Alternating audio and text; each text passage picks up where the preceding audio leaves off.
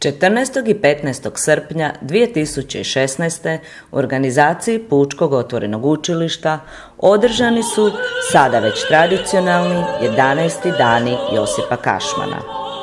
Prve večeri Kašmanovih dana održan je koncert u čast ovom velikanu ulomcima iz poznatih opera u izvedbi članova opere BB iz Zagreba.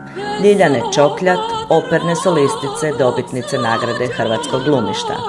Blanket Kalčić, mezzosopranistice, stalne članice opere BB.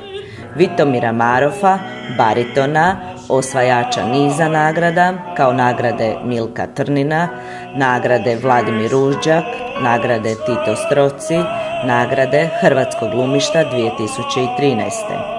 2007. godine proglašen je nacionalnim prvakom. Zatim Davora Ljubića na glasoviru, koji redovito nastupa u Hrvatskoj i inozemstvu, orguljaš je crkve Svetog Blaža te suradnik opere BB. Velimira Čokljata, kazališnog, televizijskog i filmskog glumca, koji je 1990. godine za predstavu Kročenje Goropadi Vilijama Šekspira dobio nagradu Udruženja dramskih umjetnika Hrvatske.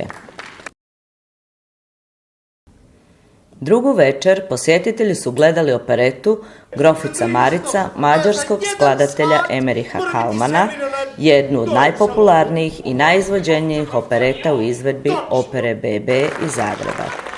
Djelo je vedrog sadržaja s puno prepoznatljivih arija i dueta koje obiluju humorom, plesom i zabavom. Naslovnu ulogu Grofice Marice tumači dugogodišnja solistica osječke opere Ljiljana Čokljat.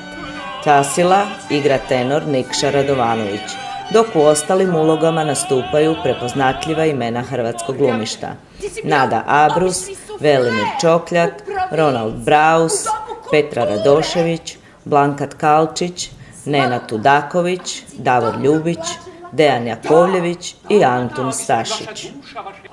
Završetkom ovogodišnjih dana Josipa Kašmana organizator nastavlja s pripremom za 12. dane Josipa Kašmana koji započinju 14. srpnja iduće godine. Ja bila najljepša, od Pešte si do Pećuha, s tobom bi ovaj sin u